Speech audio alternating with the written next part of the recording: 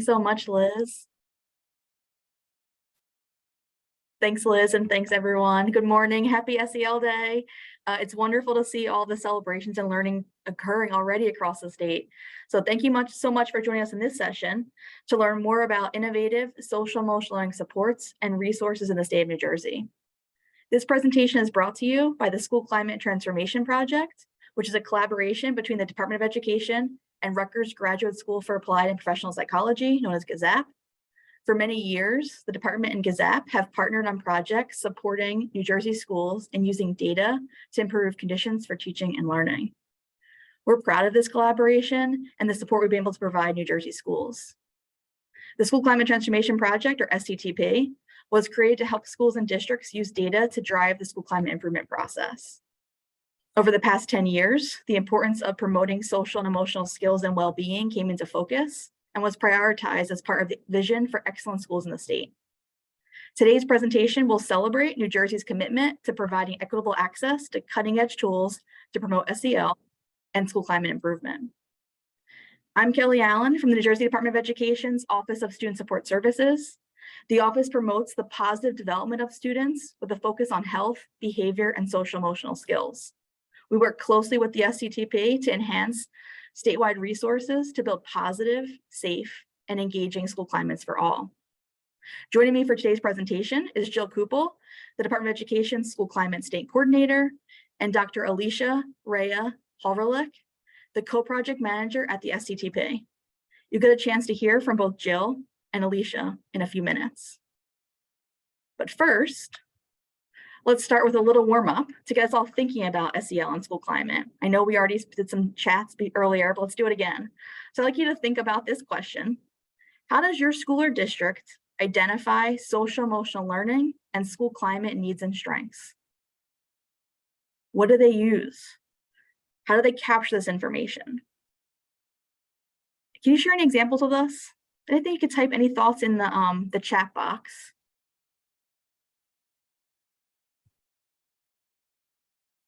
I'll give you a second to think about it.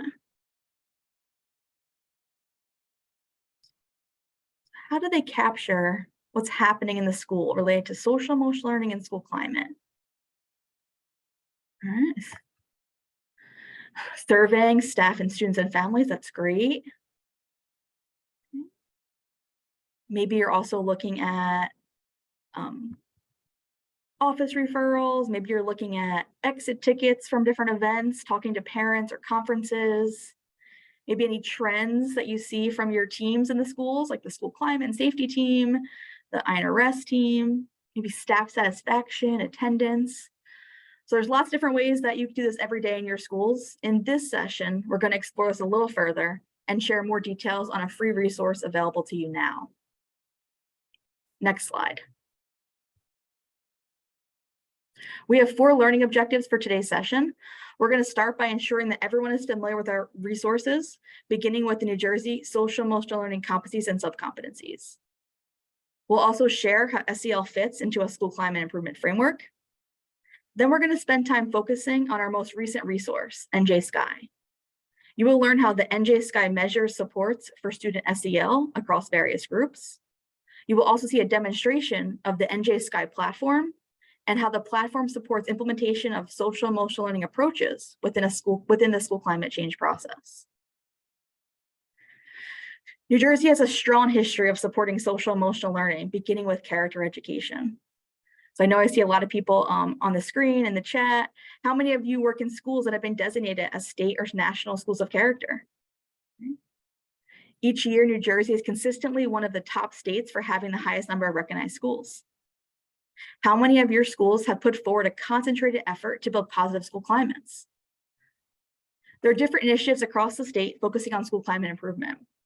The Department of Education supports the school climate improvement through the SCTP and NJPBSIS.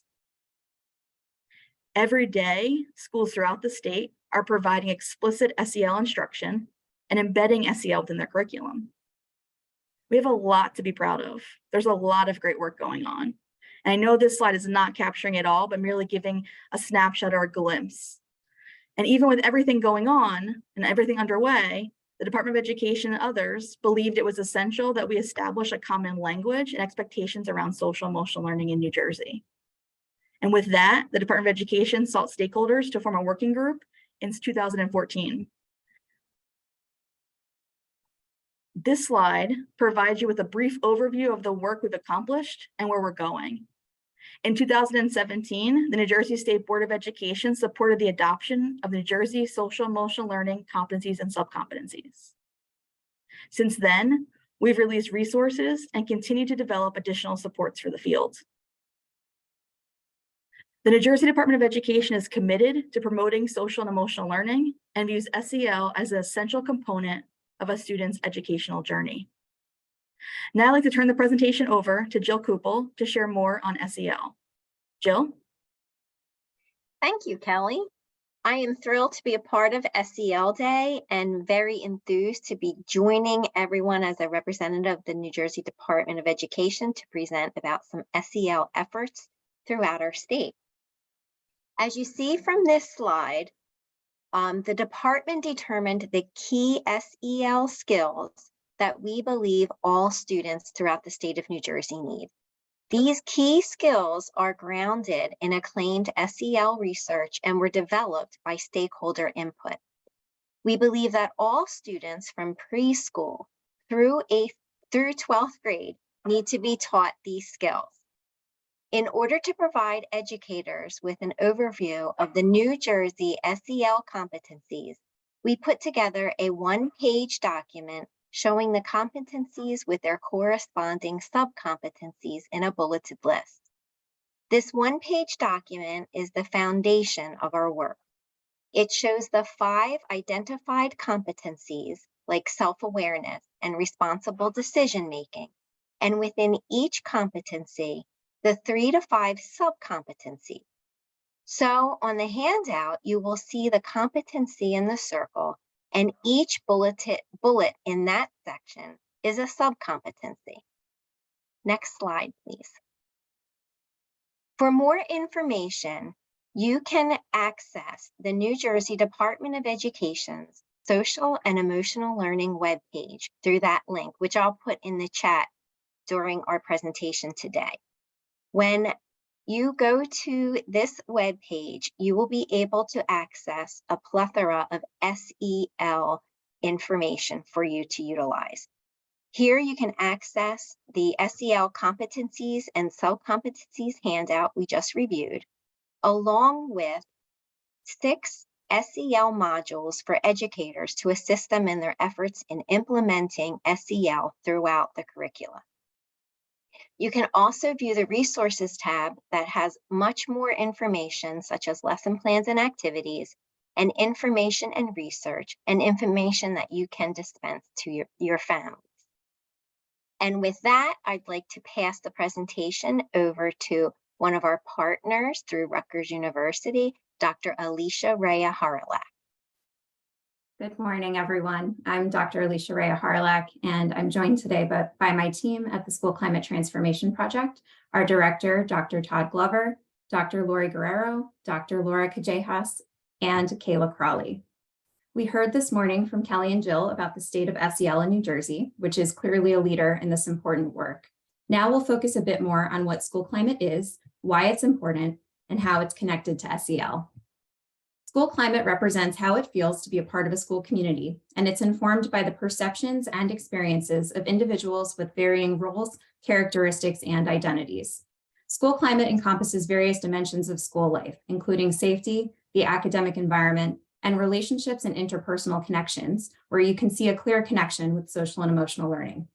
There are a range of positive outcomes that are associated with supportive and inclusive school climates, which all in turn support improvement in academic achievement and performance. Sharing what school climate is and why it is important with members of your community can really help invest people who care about and care for students in efforts to improve school climate, and can also help set the stage for adults to effectively teach, model, and integrate SEL skills and concepts with their students. Being in a school committed to understanding and improving its climate from the point of view of all community members can create a sense of hope and possibility, and sends the message that all community members are valued and important. School climate improvement is a multi-year systems level process that takes place within each school as its own unique organization. Having district level support, coordination, and alignment of efforts is incredibly helpful and important, particularly in multi-school districts. The school climate change process is a problem-solving approach to support using data to pursue measurable outcomes in research-based domains or conditions for learning, including areas described in the previous slide, such as relationships and sense of safety.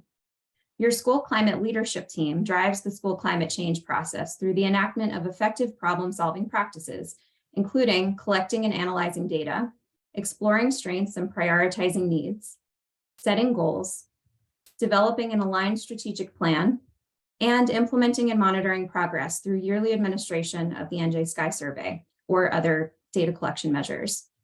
These actions can lead to more positive and supportive environments for all students, staff, and families over time, and are aligned with several of the functions of the existing school safety school climate team. Think back to the ways your community comes to understand SEL and school climate strengths and needs in your school that you thought about before.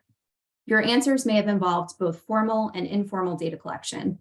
As you can see, having a consistent and reliable source of data, which can be collected over time, is essential to implementing the school climate change process and being able to measure outcomes. Several years ago, the SCTP was given the opportunity, with the support of the New Jersey Department of Education, to update and revise the existing New Jersey School Climate Survey, or NJ SCI, which we had used in the field to support schools in developing strategic school climate goals. Building on our experiences learning from leaders in schools, and following a review of recent literature and a comprehensive community input process representing various organizations and practitioners statewide, many who are here today, the New Jersey School Climate Improvement, or NJ SCI Survey, was developed. An exciting new addition to the survey, which we will highlight in depth today, is a unique dedicated domain called Supports for Student Social and Emotional Learning. The items in this domain are directly aligned with the New Jersey SEL competencies and subcompetencies. In addition to the domain, there are additional items in the staff and parent caregiver surveys that focus on adult SEL and the school's communication and resource sharing with families around SEL topics. We will share a preview of the SEL-focused items during a walkthrough later of the NJ SCI reports at the end of the presentation. The NJ SCI survey was piloted in spring and fall of 2022 with selected districts, and it was released as the official statewide climate survey in January of this year. The survey is administered on the NJ SCI Platform, which is an online application developed to support district and school climate leadership teams in implementing the school climate change process. We'll share more about the unique features of the system and the ways it's designed to shepherd team members through the steps of the school climate change process, following the steps that SCTP consultants take in our direct work with schools. The NJ SCI Platform and survey are available at no cost to all public K-12 schools in the state. The superintendent, chief school administrator, or charter school lead must agree to terms of use for the NJ SCI Platform to provide access to any district user. The resources are then available to all schools in the district, but there is no requirement for all schools to use the materials. Translations of the survey and notification resources are currently available in Spanish, Haitian Creole, Arabic, and Brazilian Portuguese, with a number of translations forthcoming very soon.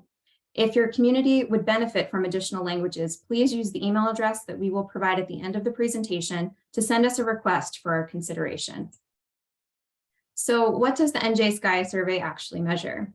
On the right-hand side of your screen are domains that are reflected from the perceptions of all respondent groups, students, staff, and parents and caregivers. And in the NJ SCI data report that users see, an overall domain score is provided for each area by respondent group. And then users can click to see individual items that make up that domain, along with the mean score for that item and the distribution of responses on a 4-point Likert scale. The domains measured for all groups are academic culture and classroom practices, supportive staff-student relationships, supports for student social and emotional learning, behavioral expectations, negative student interpersonal behaviors, pro-social student interpersonal behaviors, which we see as a direct extension of the supports for SEL being enacted by students, student voice and involvement, and sense of physical safety. The survey also asks students only about their sense of belonging and asks staff about their professional experiences in leadership support, organizational resources and supports, and collegial support. Staff and parents and caregivers are asked about family support and engagement from both of their perspectives, And questions related to diversity, equity, and inclusion are included in every domain to recognize the important integration of these areas across all aspects of school life.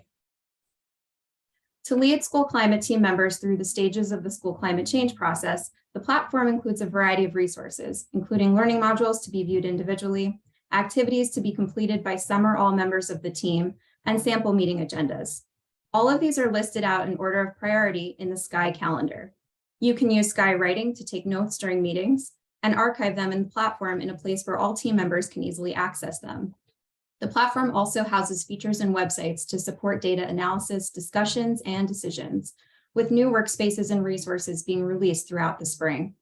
The system will also provide school climate strategy resources to support research-based implementation of the core components of school climate strategies, including complex multi-tiered interventions like SEL. So at this time, we're pleased to offer a preview of the NJ SCI Platform reporting pages to highlight our newest domain dedicated to supports for student social and emotional learning.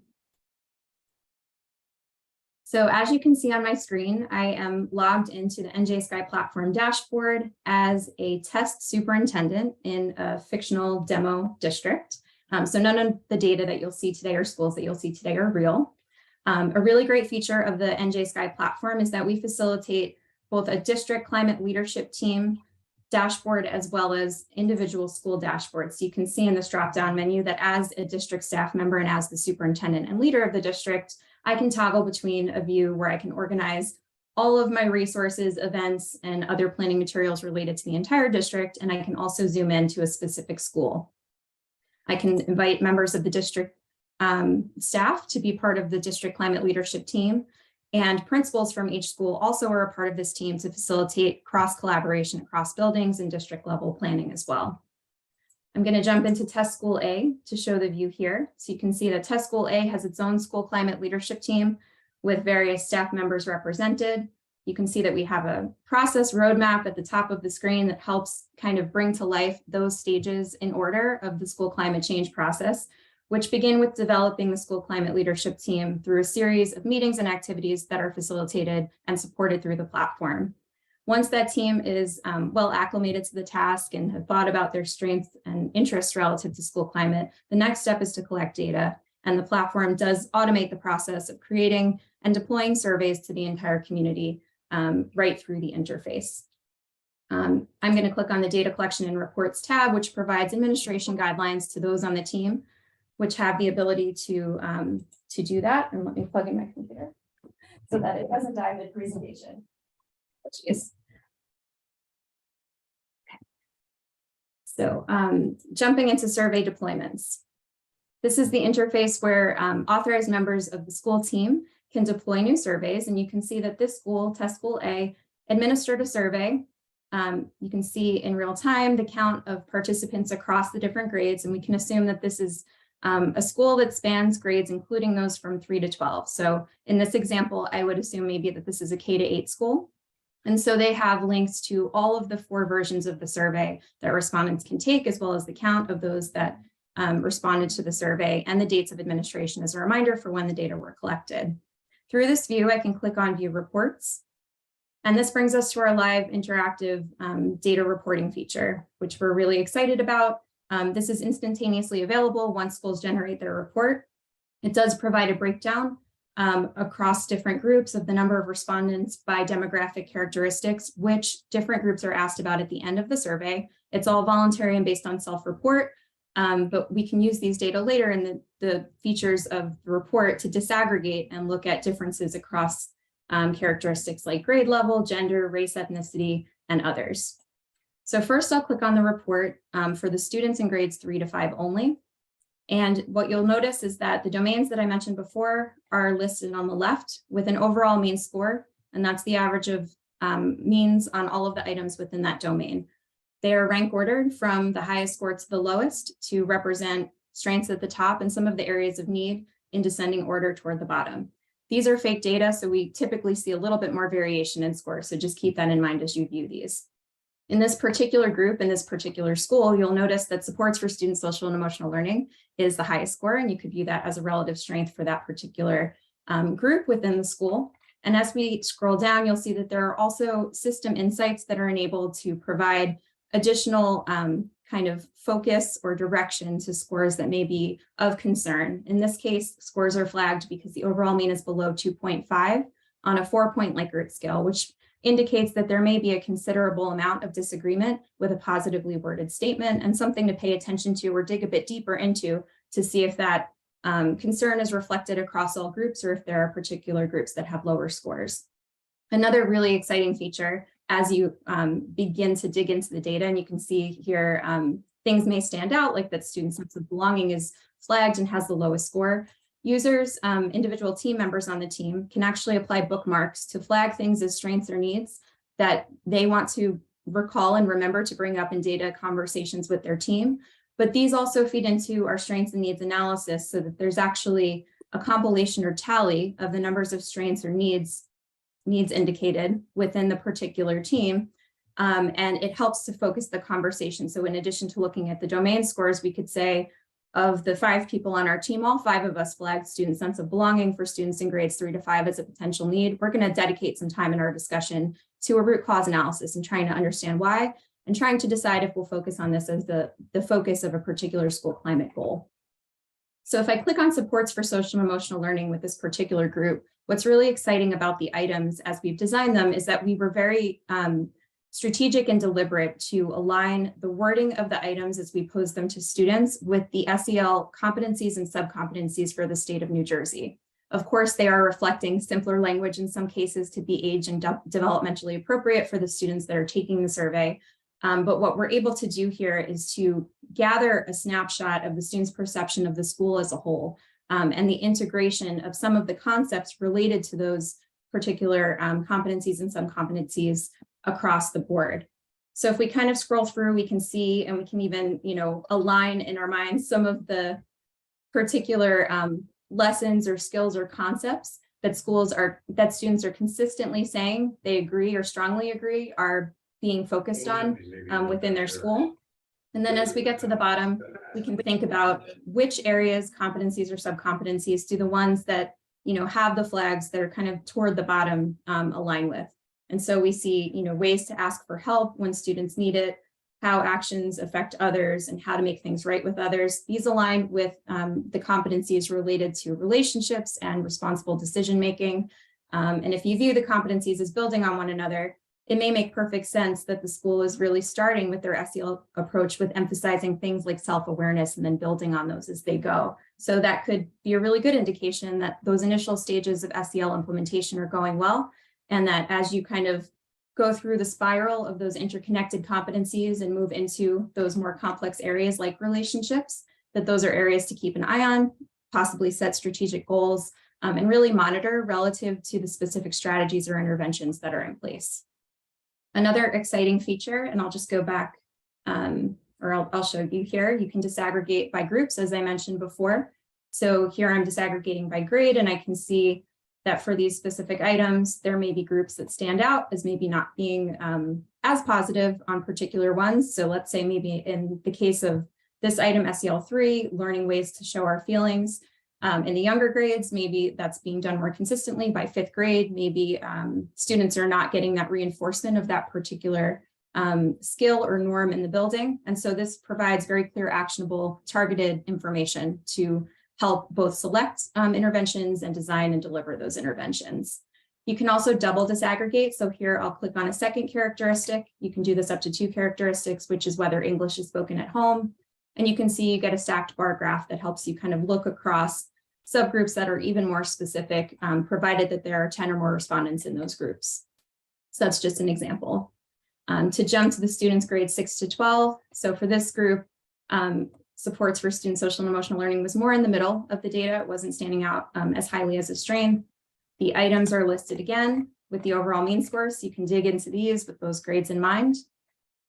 We have sought to have as much alignment across items and across different respondent groups as we can, so that you're very clearly comparing as close to apples as you can in terms of the concepts from the point of view of the 3rd to 5th graders who may need more simple language, the older students, and then thinking about it from the perspective of staff and parents and their perceptions of particular areas of focus for SEL or strengths or potential needs within the school.